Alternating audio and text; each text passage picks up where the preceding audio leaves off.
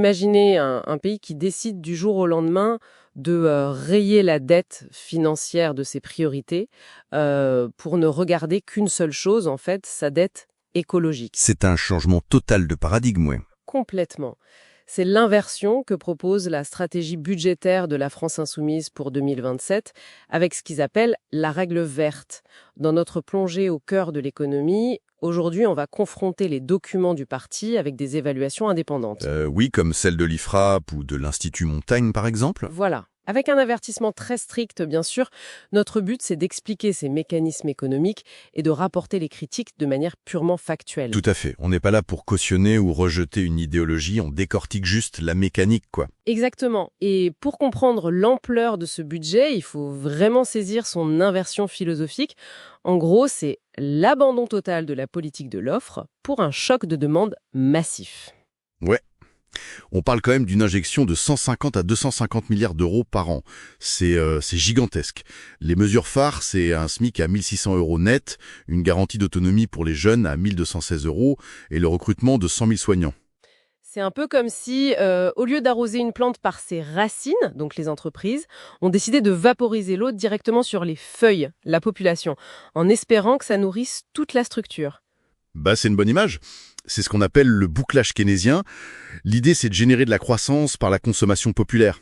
D'accord. On donne du pouvoir d'achat. Les gens consomment, du coup les carnets de commandes se remplissent et les entreprises embauchent. Mais attendez, la plante a quand même besoin de beaucoup d'eau avant de pousser, parce que trouver 250 milliards d'euros pour amorcer la pompe, c'est pas rien. Ah ben, c'est là que la fiscalité entre en jeu. Le projet prévoit de passer l'impôt sur le revenu à 14 tranches et de créer un ISF climatique qui rapporterait environ 15 milliards. Ah ouais.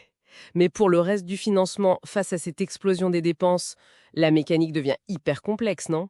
Nos sources parlent d'une résurrection du circuit du trésor. Oui, en fait, c'est une rupture assumée avec les marchés financiers classiques. L'État utiliserait ce circuit pour forcer les banques à détenir de la dette publique. Ah oui, donc on leur impose un taux régulé. C'est ça. On s'affranchit des marchés. Mais il y a une contradiction troublante quand on regarde les chiffres. LFI espère 267 milliards de recettes, là où les indépendants n'en voient que 112,7. Ah oui, c'est plus du double d'écart, là. C'est lié au risque de fuite des capitaux face à ce choc fiscal, non? Exactement. Les indépendants anticipent que l'argent va fuir avant même d'être taxé. Et ces choix hétérodoxes vont inévitablement créer des frictions sévères avec la réalité. Surtout au niveau de l'inflation, non?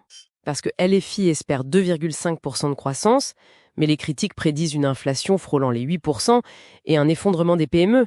Ouais, et pour contrer ça, le plan prévoit de bloquer les prix des biens essentiels. Mais si la masse monétaire gonfle plus vite que la production réelle, bloquer les prix, c'est un peu comme jouer aux chaises musicales, non? Comment ça? Le gouvernement imprime plus de tickets pour participer au jeu en augmentant les revenus, mais il interdit d'ajouter de nouvelles chaises en bloquant les prix. À la fin, il n'y a juste pas assez de place. Ah oui, je vois. Effectivement, ça mène au risque de pénurie. Et puis, il y a les blocages institutionnels. Assumer un tel déficit, c'est violer ouvertement la règle européenne des 3%. Ce qui veut dire désobéir aux traités. Voilà. Et en interne, il faudrait contourner le Conseil constitutionnel pour faire passer ces réformes. D'où la nécessité de passer à une 6e République. Exactement. C'est pas juste politique, c'est un impératif juridique pour eux. On voit bien que ce débat dépasse la simple comptabilité, en fait. Il s'agit vraiment de choisir entre deux contrats sociaux opposés. La rigueur actuelle pour rassurer les marchés contre un interventionnisme étatique très fort. C'est un choix de société complet. Ce qui nous amène à une dernière réflexion assez provocatrice pour clôturer cette plongée.